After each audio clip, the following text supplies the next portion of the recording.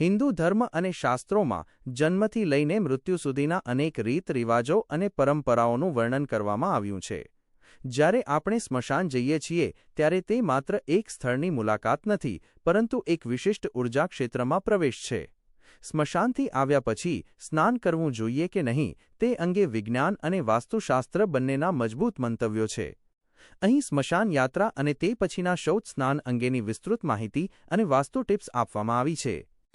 સ્મશાનથી આવ્યા પછી સ્નાન કેમ જરૂરી છે? હિન્દુ શાસ્ત્રો અને ગરુડ પુરાણ મુજબ જ્યારે કોઈ વ્યક્તિનું મૃત્યુ થાય છે ત્યારે તેનું શરીર પંચતત્વમાં વિલીન થાય છે. આ પ્રક્રિયા દરમિયાન સ્નાન કરવા પાછળના મુખ્ય કારણો નીચે મુજબ છે. 1. નકારાત્મક ઉર્જાનો પ્રભાવ. વાસ્તુશાસ્ત્ર અને અધ્યાત્મ મુજબ સ્મશાન એ નકારાત્મક ઉર્જાનું કેન્દ્ર માનવામાં આવે છે. ત્યાં મૃત આત્માઓ અને શોકનું વાતાવરણ હોય છે. જ્યારે આપણે ત્યાં જઈએ છીએ ત્યારે આ નકારાત્મક સ્પંદનો આપણા આભામંડળ ઓરા પર અસર કરે છે. સ્નાન કરવાથી આ નકારાત્મક ઉર્જા ધોવાઈ જાય છે. 2. સૂક્ષ્મ જીવાણુઓ અને ચેપ. વૈજ્ઞાનિક કારણ. જ્યારે મૃતદેહને બાળવામાં આવે છે ત્યારે વાતાવરણમાં અનેક પ્રકારના બેક્ટેરિયા અને સૂક્ષ્મ જીવાણુઓ ફેલાય છે. અગ્નિ સંસ્કાર વખતે નીકળતો ધુમાડો અને રાખ આપણા કપડાં અને શરીર પર ચોંટી જાય છે. આ સ્વાસ્થ્ય માટે હાનિકારક હોઈ શકે છે, તેથી ઘરે આવીને તરત જ સ્નાન કરવું સ્વાસ્થ્ય માટે અનિવાર્ય છે. 3. માનસિક શાંતિ. સ્મશાનનું દૃશ્ય અને શોકતુર વાતાવરણ મન પર ઊંડી અસર કરે છે. સ્નાન કરવાથી શરીર ઠંડુ પડે છે અને મન પરનો બોજ ઓછો થાય છે, જેનાથી માનસિક શાંતિ મળે છે. સ્મશાનથી આવ્યા પછી કરવાની વિધિ. વાસ્તુ ટિપ્સ. જો તમે સ્મશાનથી પરત ફરો છો તો વાસ્તુ અને શાસ્ત્રો મુજબ નીચેની બાબતોનું ધ્યાન રાખવું જોઈએ. ઘરમાં સીધા પ્રવેશ ન કરો. સ્મશાનથી આવીને ઘરના મુખ્ય દરવાજાની બહાર જ થોડીવાર ઊભા રહો. સીધા રસોડામાં કે પૂજા રૂમમાં ન જવું જોઈએ. લોખંડ કે અગ્નિનો સ્પર્શ. લોખંડને પવિત્ર માનવામાં આવે છે.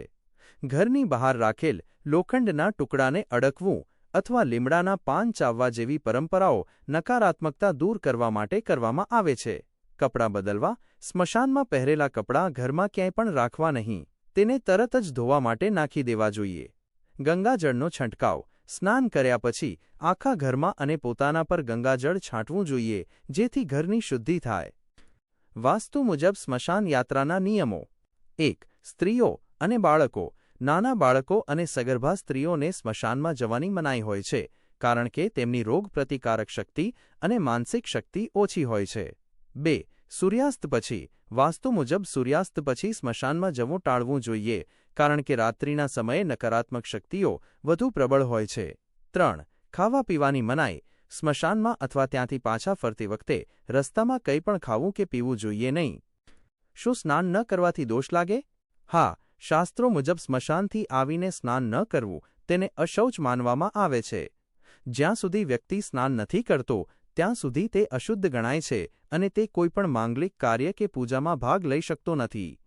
વાસ્તુની દ્રષ્ટિએ પણ આનાથી ઘરમાં વાસ્તુ દોષ ઉત્પન્ન થઈ શકે છે અને ઘરના સભ્યો બીમાર પડી શકે છે. નિષ્કર્ષ. સ્મશાન ગયા પછી સ્નાન કરવું એ માત્ર ધાર્મિક પરંપરા નથી, પરંતુ તે એક ગહન વૈજ્ઞાનિક અને મનોવૈજ્ઞાનિક પ્રક્રિયા છે. તે આપણને રોગોથી બચાવે છે અને આપણા આસપાસના વાતાવરણ